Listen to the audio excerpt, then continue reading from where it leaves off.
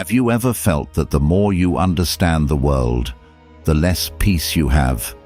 It's strange, isn't it? You start to see things clearly. People's hidden motives, society's illusions, your own patterns. And instead of feeling free, you feel heavier, like you were better off not knowing. Because awareness, it's not light, it's weight.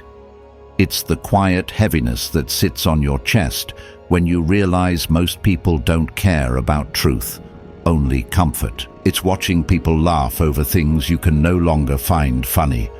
It's noticing manipulation, pretense, and emptiness in others and in yourself. There comes a point when you don't even envy ignorance anymore. You just miss it.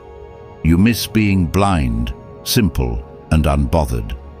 You miss not analyzing every silence, every word, every pattern. But here's the paradox. Once your eyes open, you can't close them again.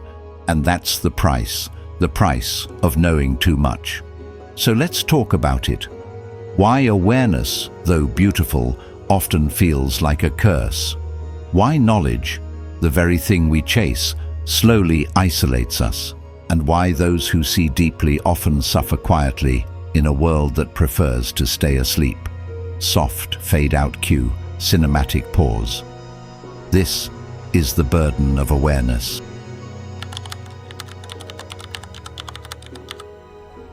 It never happens all at once. Awareness doesn't explode into your life. It leaks in slowly. One moment you're laughing at something meaningless. The next you're wondering why you ever found it funny. It starts small, a doubt, a question, a pattern you suddenly recognize.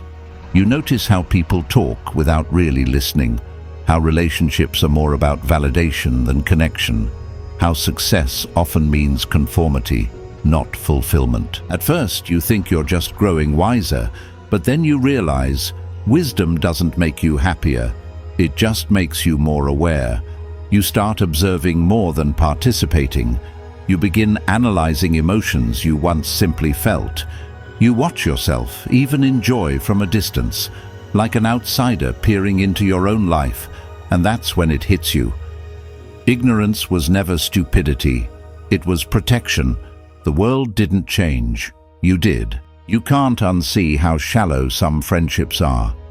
You can't unhear the lies people tell themselves just to survive. And you can't unknow that most people would rather stay comfortable than face the truth.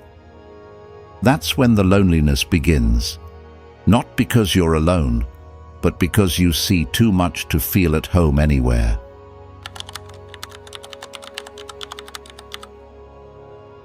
There's a strange kind of isolation that comes with understanding. It's not about being abandoned. It's about realizing how few people actually see the world the way you do. You try explaining your thoughts, but they call you too negative or too deep.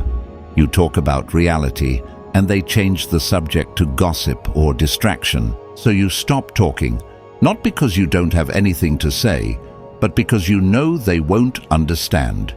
You start hiding your thoughts the way others hide their secrets. You become quiet in conversations, not out of shyness, but out of mercy, because you've learned that not everyone can handle truth. And that's when the burden gets heavier. You realize awareness creates distance. The more awake you are, the fewer people you can genuinely connect with. But ironically, this isolation sharpens your insight even more. You begin observing the world like a philosopher trapped in a marketplace, watching, understanding, aching. Schopenhauer once said, "The more intelligent a person is, the more they suffer." And maybe he was right, because understanding life doesn't make it easier. It makes it impossible to ignore.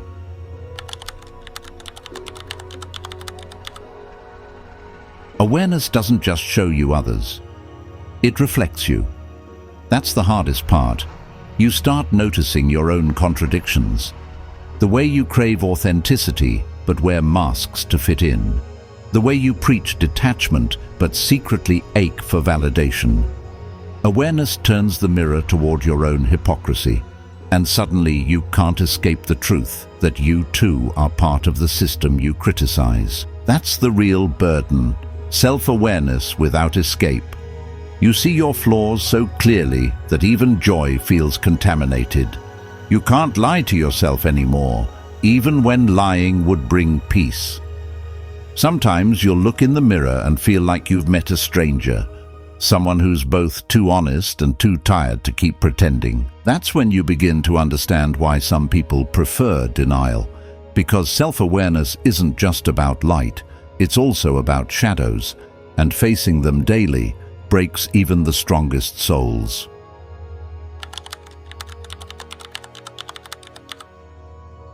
The tragedy of knowing too much is that you can no longer participate in the illusion, but the illusion is what makes life bearable.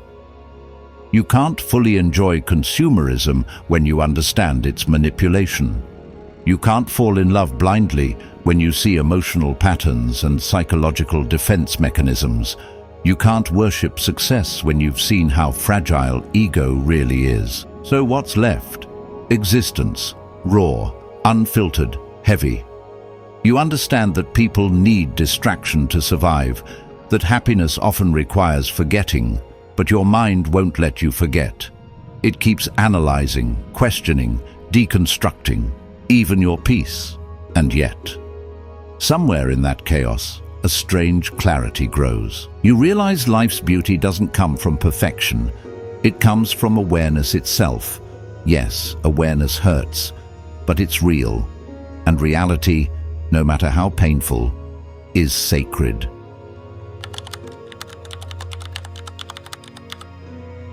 Eventually, the burden becomes bearable, not because it gets lighter, but because you grow stronger.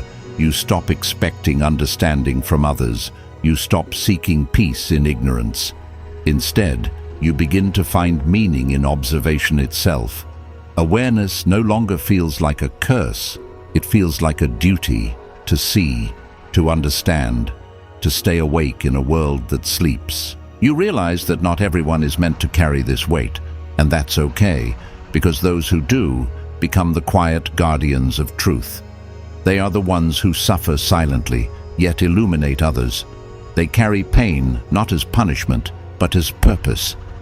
So yes, awareness feels like a burden, but it's also what keeps the world from collapsing into complete darkness. Because even if it isolates you, it also awakens you. And once you awaken, there's no going back. Soft cinematic fade. That is the price of knowing too much.